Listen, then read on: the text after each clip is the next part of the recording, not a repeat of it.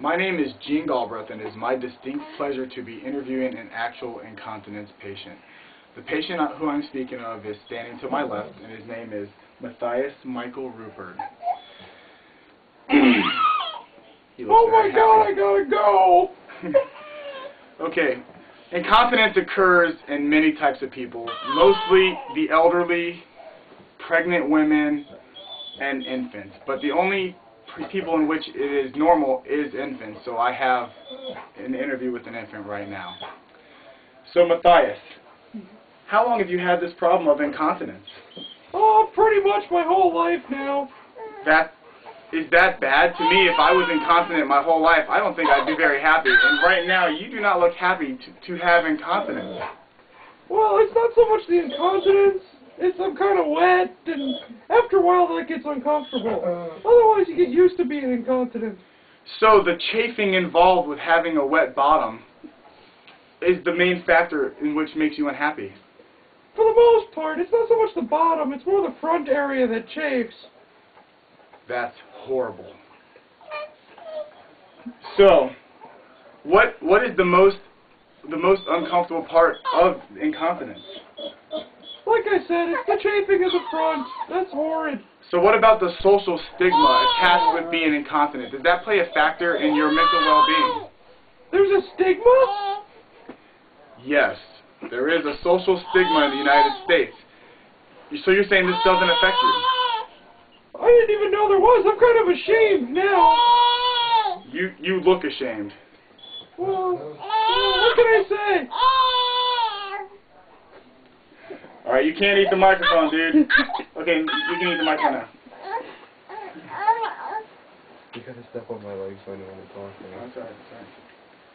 I'm sorry. I had to calm down my interview. He's doing much better now.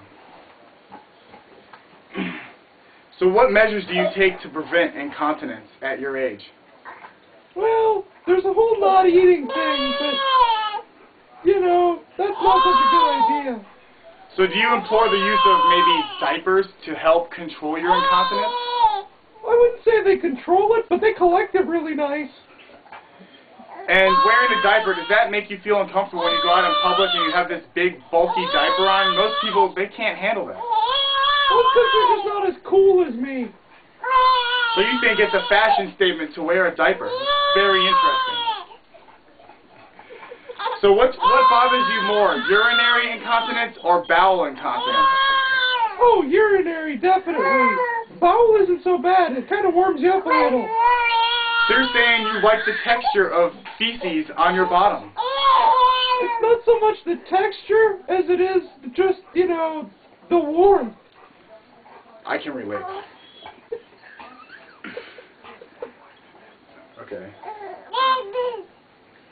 So right now, are you experiencing any incontinence at this moment? Well, I'm working on it. That's kind of why I'm screaming. So you're you got a turtle head poking out then, eh? I'm trying to pinch one off, but Dean, it's just not happening for me. So you have lack of control over the anal sphincter, is what you're saying? Oh, I got pretty much no control down there. So do you think that's the cause of your incontinence, is lack of control of the sphincter muscles?